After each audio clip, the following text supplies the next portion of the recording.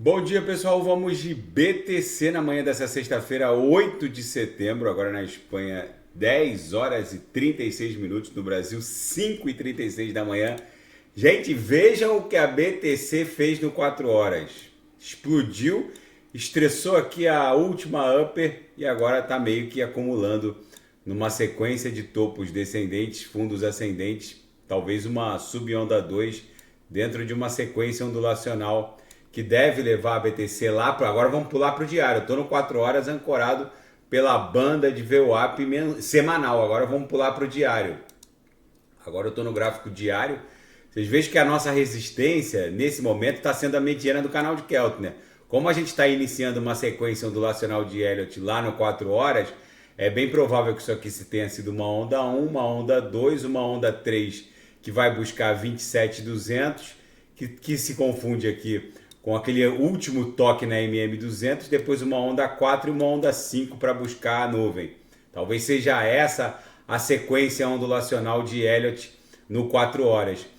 No diário é normal a gente travar na mediana do canal de Keltner. Na projeção a nebulosidade avermelhada acabou ficando flat.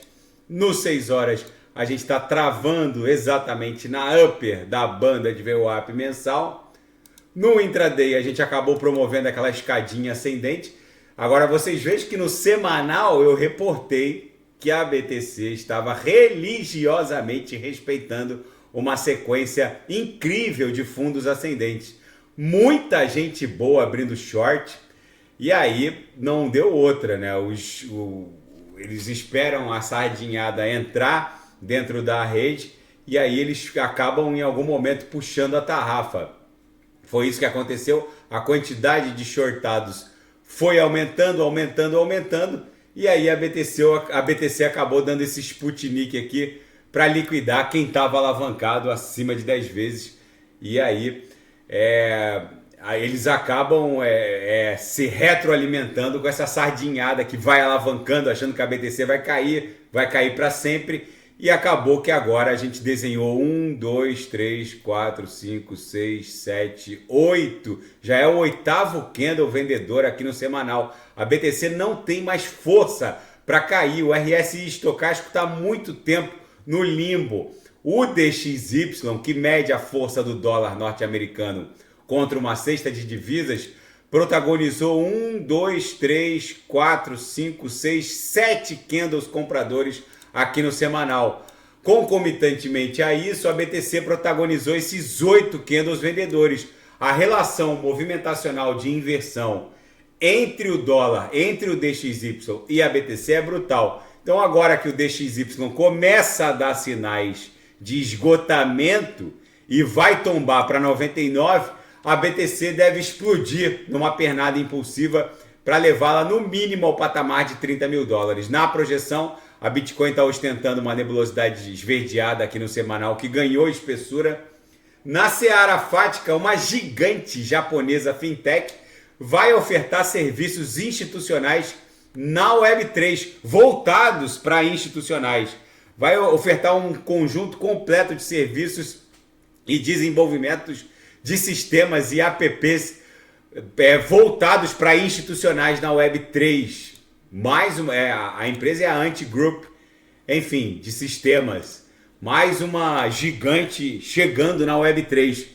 E quem hackeou a Stake Gambling foi o grupo de hackers norte-coreano Lazarus, que esse grupo roubou 41 milhões de dólares dessa plataforma de jogos da Web3, reporta o FBI. Enfim, os norte-coreanos, o regime norte-coreano se financiando com hackeamento, principalmente de plataformas da Web3. E o ex-executivo da FTX, Ryan Salame, é liberado sob fiança de 1 milhão de dólares, assumiu a culpa por desvios de conduta na direção da falida FTX. Agora resta saber o que ele teria declarado. Os seus advogados não deram maiores detalhes. O fato é que ele foi liberado sob fiança e com a notícia de que ele teria assinado uma confissão de culpa. Vamos ver como isso vai se desdobrar. Provavelmente ele complicou ainda mais a vida do Sam Bankman-Fried. E na seara geopolítica e finanças internacionais, a Apple segue sentindo muito a turbulência em razão da proibição chinesa aos aparelhos. A Apple está tentando evitar uma crise com a China poucos dias após o lançamento do seu iPhone 15, um evento que acabou jogando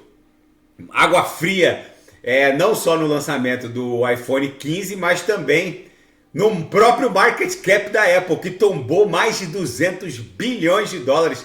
Talvez tenha sido o início de um grande cisne negro para o mercado das Big Techs. Vamos ver, essa guerra de semicondutores é mais um capítulo dessa guerra de semicondutores entre os Estados Unidos e a China. Ao mesmo tempo em que a Apple lança um iPhone 15, a Huawei, que é a gigante chinesa de semicondutores e de telecomunicações, está lançando também um aparelho com semicondutores de até 7 nanômetros. Enfim, é mais um capítulo dessa guerra. E a Islândia, quem diria, está virando um paraíso de mineração de BTC. Ela é muito rica em energia geotérmica. A Islândia funciona quase que inteiramente à base de energias renováveis geotérmicas.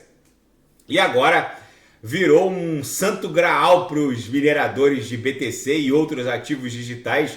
Ambientalistas dão conta de que a explosão de farms de mineração de BTC na Islândia pode, de alguma maneira, comprometer o delicado bioma da região. Enfim, vamos ver como isso vai se desdobrar. E a Coreia do Norte reporta que colocou em operação o seu primeiro submarino dotado de armas nucleares. A propulsão não é nuclear, mas o submarino norte-coreano é dotado de armas nucleares. Enfim, gente, o mundo está virado numa verdadeira hecatombe nuclear. A BTC claramente se desdobrou numa onda 1 aqui no 6 horas, talvez esteja desenhando uma onda 2, e numa onda 3 com certeza vai buscar algo acima de 27 mil dólares. Daqui a pouco eu volto, vou fazer Kusama, Polkadot, Binance Coin, Atom, que reagiu bem, está voltando para o patamar de 7 dólares. E quem quiser sugerir alguma análise é só colocar nas mensagens abaixo. Grande abraço, até daqui a pouco.